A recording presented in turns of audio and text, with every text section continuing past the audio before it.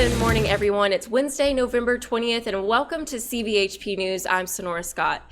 First up, here's a look at what we're working on at KLST and KSAN. It's International Education Week, and we'll share how some are celebrating.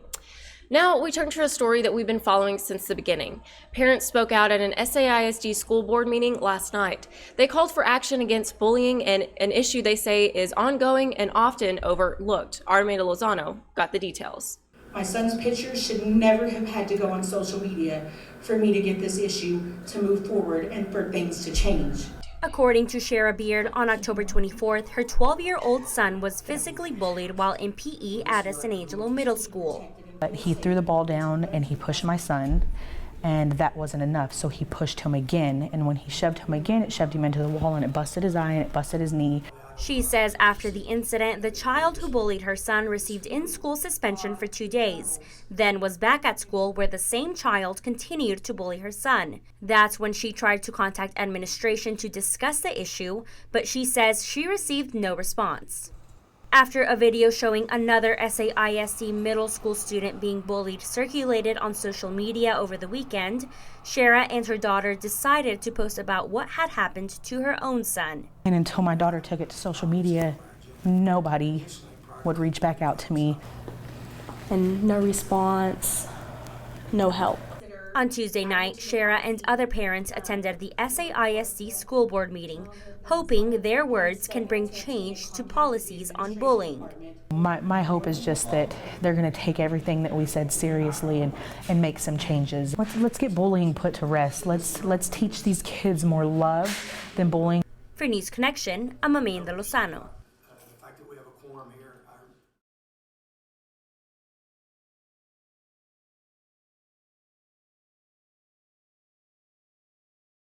Well, good morning. It felt really nice out there. We saw some upper 50s, some low 60s, but with the combination of the strong winds out there and the warm temperatures, we are going to see those showers and storms actually coming through this afternoon and lingering a little bit into your evening, but not cooling off just yet. So for the morning, we're not going to have to worry about any of the rain gear. We're going to have to worry about it though for the evening. We'll see one or two little bit of storms pushing through, some with some heavier rainfall, some lightning and some thunder as we go through your Wednesday evening, a little bit lingering as well. And then we'll start to see it clearing out though for your Thursday, getting us a break before that cold front on Friday. So for today, plenty of warm air. That's giving us plenty of energy in the atmosphere to see some of those storms coming through your Wednesday afternoon and evening. Then we start to get back to more November normals. We start to see that the overnight cold front for Friday going to be mostly early in the morning when most of us are asleep. We'll see that it is going to start to clear out and cool off back down for the weekend into the mid 60s.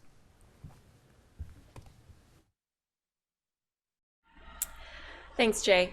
And we are back with special guest Amy Mizell Flint. Hello, good morning. Good morning. How are you? I'm great. How are you? Wonderful. Good. So you actually have a lot to talk about. She's involved in like everything. So but they're all related. What do you want to start with? Well, first, we have an event coming up on Friday night called Sleep Out America. We're really, really excited about this event. We are inviting the community to join us to sleep outside. Yes. For part of the night, because we want to bring awareness to the fact that there are children, young youth who sleep outside. So there are homeless youth, basically. Yeah. And you know, it's a nationwide issue, but even here in San Angelo, there are about 200 kids. You know, and kids meaning like, you know, young children up to about the age of 18. Yeah.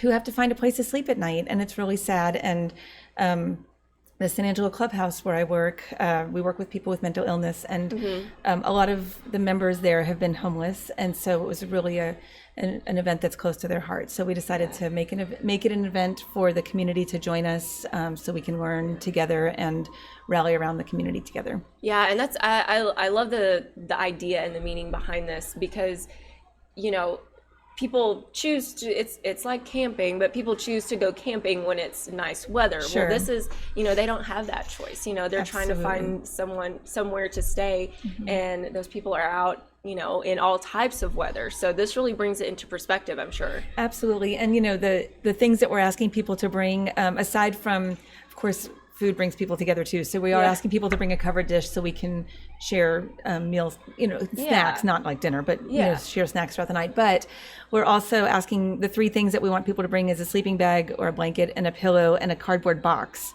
because that's what they would need to sleep out on the street. And so we'll be actually sleeping on the deck of the clubhouse, so it's not going to be in an unsafe area or whatever. Yeah. I mean, we're modifying it, of course, but it's basically to give people the idea of what it would be like. And we'll be watching a video about the homeless, the youth homeless issue in America, and we'll be having some roundtable discussions. So there will be some meaning behind it too, but we'll also make it a little bit fun, so it's not just a depressing night the whole time. But and I don't know that we'll spend the entire night sleeping outside, but we do want people to have that experience, even if it's just for 30 minutes or an hour. Yeah, because until you have a similar experience where you see it for yourself, a lot of times it doesn't really hit home. Exactly. And the thing is that there's there are of course adults that are homeless too.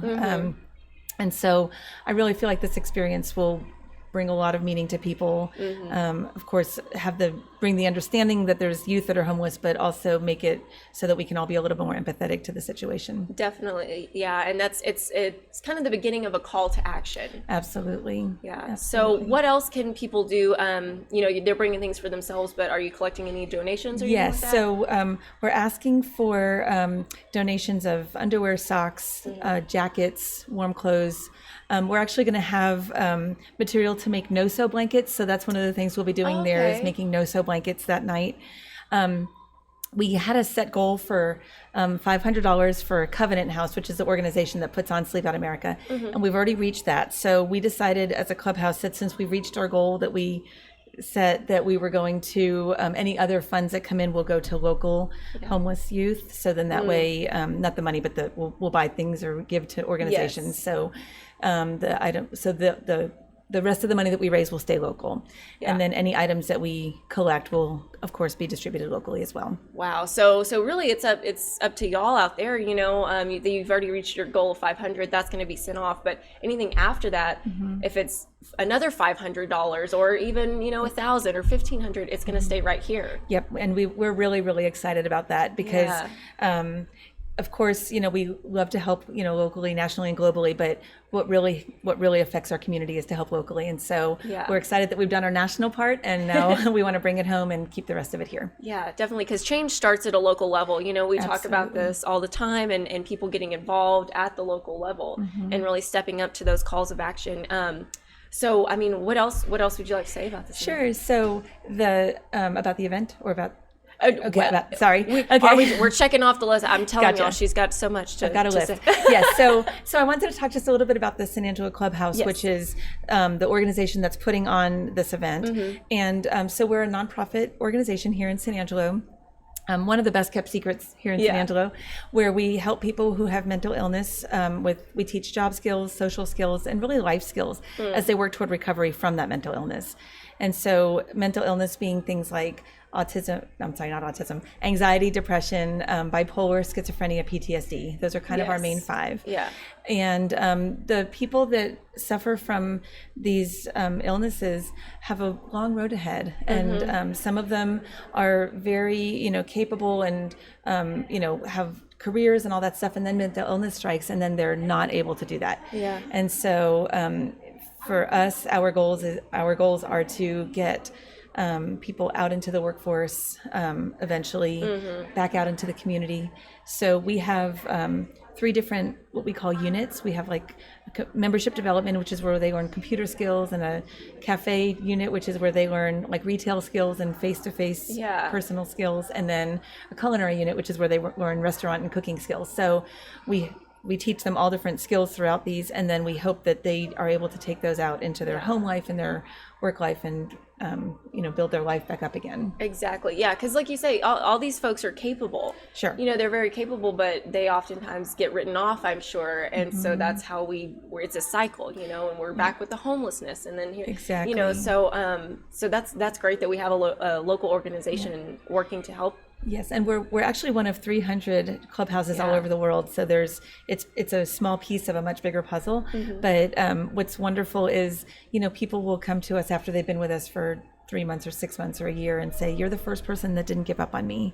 Wow. And, that's really, it's meaningful to know that you can have such an impact on somebody's life just by giving them a chance and showing them that they can be part of a community. Wow. And again, it starts at the local level with Absolutely. one person, and you never know the ripple effect. Absolutely. Wow. That's amazing. So how can people, if they're watching this and they want to get involved, how do they do that? The clubhouse is on Facebook, San Angelo Clubhouse, and we also have an email, sanangeloclubhouse@gmail.com.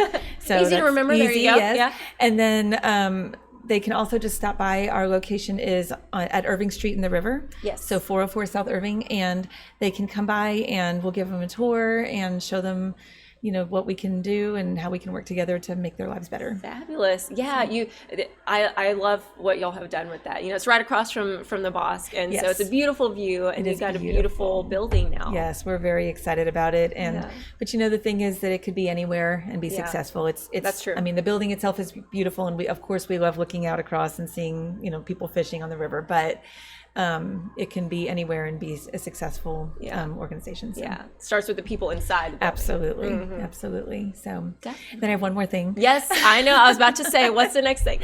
And I think this is it, and then I'll let you talk. So we there's an organization called NAMI. It's the National Alliance for Mental Illness, and we had a very successful, thriving chapter of it in San Angelo for years. In fact, there's a statewide award that's named after 2 of the people who are from San Angelo. So, I mean, it was a thriving huge community. deal. Yes. Wow. However, as people got older and, moved on and whatever, that affiliate eventually had to be closed. So we've started it up again. Okay, So we're good. really excited to have a San Angelo NAMI chapter. And NAMI, so they support people who have mental illness, educate families and friends who live with people who have mental illness, and then advocate for both the families and the people living with mental illness. And so we have events, or we have meetings weekly. Okay. I'm sorry, not weekly. We have meetings monthly, but we will be we're training. We're in the process right now of training teachers to teach classes and lead support groups and discussion groups. So hopefully after the first of the year, we'll have several different classes that we'll be able to provide, and groups will be able to provide people living with mental illness and their families and loved ones. Yeah. So we're really excited about that. That is exciting. And so they can also contact the clubhouse if they're interested in that, because even though there are two different entities, it's still housed in the clubhouse, so we can get them that information. Gotcha. And then the last thing about the NAMI thing, which is all related, is we're having an event on December 10th. I haven't even sent this out, but since I'm here, I'll talk. An exclusive. You heard it here. That's right. The scoop is here. Yes. So on December 10th, we're actually having an event on the courthouse lawn. Okay. Hosted by NAMI. And it's basically because with the holiday season, for most people, it's a time of blessings and joy and, a happy time, but it's not like that for everybody. So for people with mental illness, a lot of times it's a time of isolation and, being ostracized from their families and loved ones. Yeah. And so we want the community to rally together around people who have mental illness. Yeah. And just like in April, how they have the blue pinwheels on the courthouse lawn for child abuse awareness, we'll have green pinwheels on the courthouse lawn for mental health awareness. Gotcha. So we're really excited about that event, and you'll be hearing a lot more about it very soon. Perfect. Yeah, and we'll post all those details, of course. So December 10th, 5:30 at the 5:30. Perfect. Yes. Wonderful. Oh my goodness. So many things going on. So many things happening. And it's all for the greater good of the community. And thank you for being a part of that and stepping up and taking the lead. You're so welcome. I love it all. So thank you. Well, wonderful. Thank you again for joining us, Amy. You're welcome. And thank you all for joining us for CVHP News. Don't forget to follow us on social media and download our free app. All you have to do is search Concho Valley Homepage in your app store and let us know what you want to see on the show. You can always send us a message or give us a call. That's all for right now, but hey, we'll be back tomorrow morning. Have a great day.